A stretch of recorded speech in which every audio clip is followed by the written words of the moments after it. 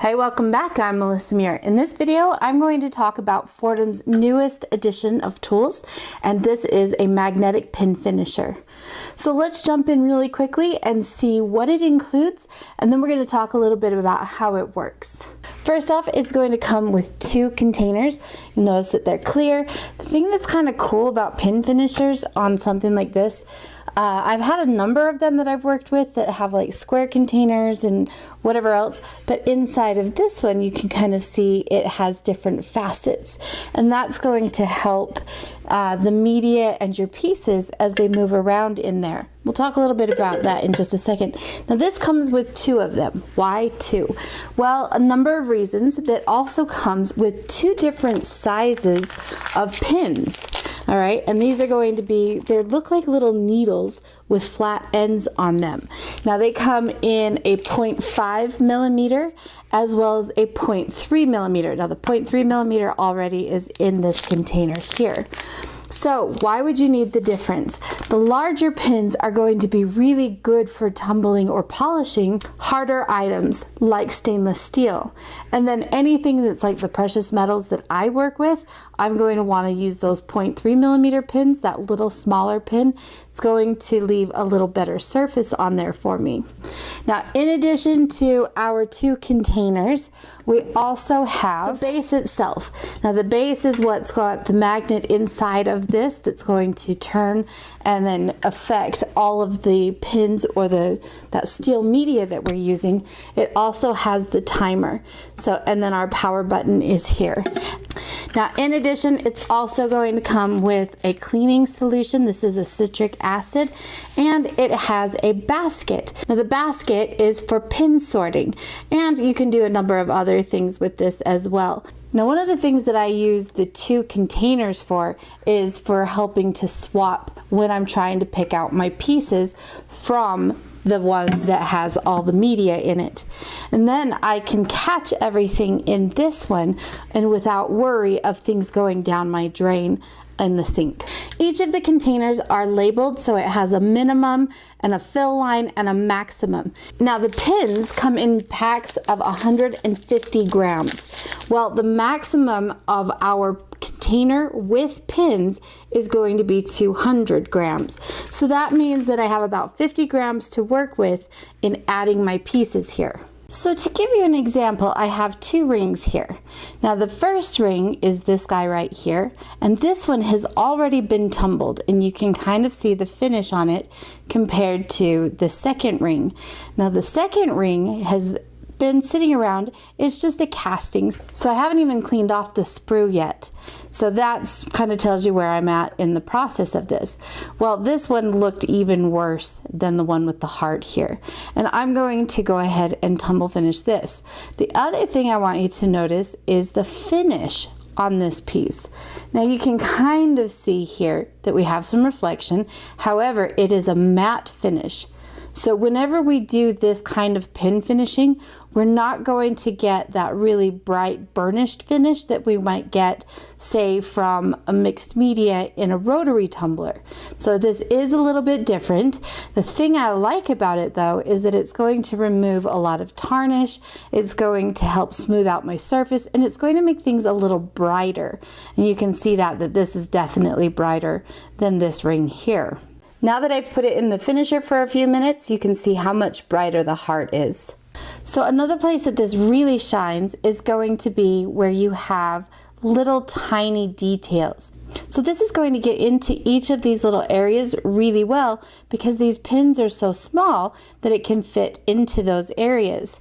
Now, when I have something that has a lot of detail similar to this, that can also be something that creates a lot of fun cleanup for me afterwards, because the pins can then work their way into some of the weaving that I have in this bracelet, and then we have to go through and pick those out. So you'll want to kind of look at your pieces and see what kind of obstacles you might have if you tumble this, and that will help you determine whether or not you should actually put it into there. Now, another thing that I like is if I have a ring that has a crown on it if I polish this, it will also get into those little areas inside of that crown. When working with pieces with stones, you want to make certain that the stone can handle that.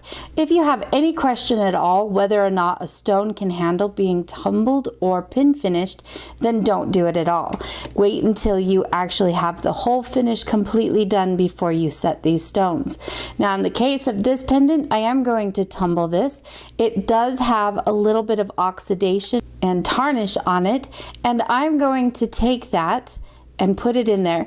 This one happens to be a labradorite with some CZs, and I know that those are hard enough stones that it will be able to handle that tumbling process just fine. Where I might want to be really careful is anytime I have any of these bright finishes from engraving. This is definitely not a piece that I would want to put into the pin finisher, even though it has some different tarnishing going on within those cuts. That is going to ruin that bright finish that I have now. So this one might be a better bet to put into a rotary tumbler with a larger mixed size media in stainless steel. If I have a piece that I want to have a nice smooth glossy finish, pin finisher would not be appropriate for this piece. This one would be one that if I'm going to tumble, I'm going to put this into a rotary tumbler with other media. So if ever I wonder like how much I'm going to be putting in here, because remember I already have 150 grams of my pins, so that means I can only add 50 more grams of jewelry. So let's take this bracelet for instance. This is 32.2. Well, maybe I also want to tumble something like the filigree piece. So I can add that. And now I'm at about 37.7. And I can continue to add pieces until I'm at about 50. So here I'm at about 53, so I'm going to remove one, maybe add something else like this little ring, maybe another ring. And now I'm at about 42, so that's fine. I'm going to place each of my pieces in here, and it doesn't matter where you put them, because what's going to happen is once we turn this on, everything is going to begin to move around. Now I learned also, you definitely want to have your lid on for this, because it does splash out just a little bit, or kind of an off misting. Now, one other thing that I like to do is use some kind of a lubricant. Now, just like we do in the studio a lot, you can use a little bit of liquid soap, you know, the blue stuff. And you only need just a drop or two of that. So I'm just going to put in here, and that's a little more than I really wanted. And I'm gonna watch this baby suds up. So I put in like just a couple of drops is all that needed. So the next thing I'm going to do is I'm going to turn on the power button. Notice that it did not start, and that's because I didn't turn on the timer.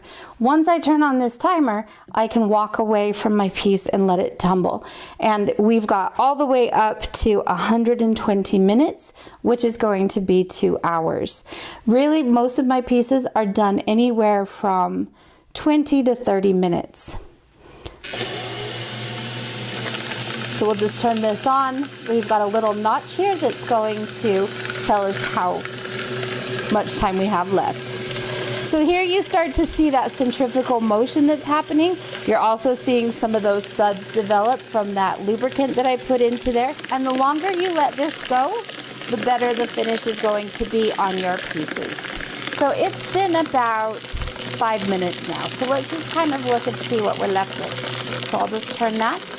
You hear that ding that tells us that it's finished. Once we're done tumbling this, we need to now separate our pieces. Well, this is where that second container and that little basket comes in kind of handy. So what I'm going to do is I'm going to take the tumbler that I just used, or that container, and I'm going to dump everything I have into this other basket.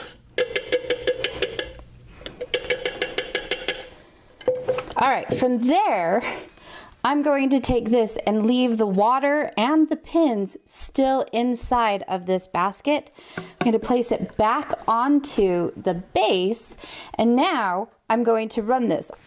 I want to put the lid back on this top because as we get going on this, that centrifugal motion can actually cause some of those pins to jump out. So doing this, now what it's going to happen is it's going to move that water and pull all of those pins back out from my pieces, and it's going to then separate everything so that the pins are no longer in my pieces here.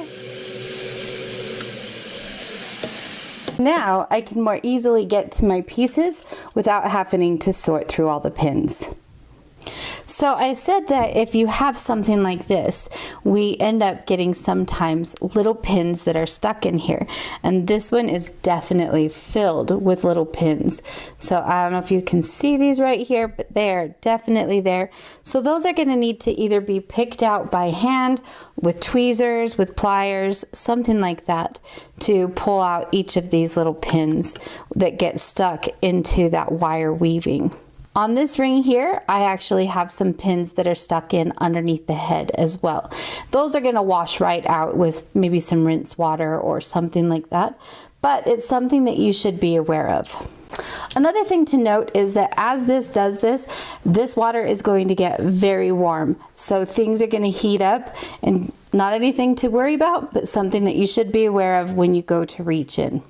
So as you can see, it's kind of fun to use. Like I said, it does give you a matte finish. So if you're looking for that high polished burnish look, you're not going to get that from here. However, the one thing I really like is that my surface is pretty even, especially if I leave this in for like 30 minutes, 60 minutes, something like that. And then I can hit it on the polishing buff with like a cotton buff and a little bit of polishing compound to get that better finish that I'm after. So it does leave me with a pre-finish. However, there are times where I want just that lovely smooth matte finish. Now, because of the way those pins are going to work, that matte finish is going to be over the surface of your entire piece. So sometimes what I will do is leave most of it matte, and then I'll come back and burnish or polish certain areas to really make those areas pop. As always, if you have any questions, be sure to pop those down in the comment section. Make sure that you subscribe, ring that bell, and mark that you want all notifications so that you don't miss any of the other videos. Now, join me in the next video where I'm going to do a comparison between a pin finisher and the rotary tumbler and looking at the difference there. We'll see you guys next time.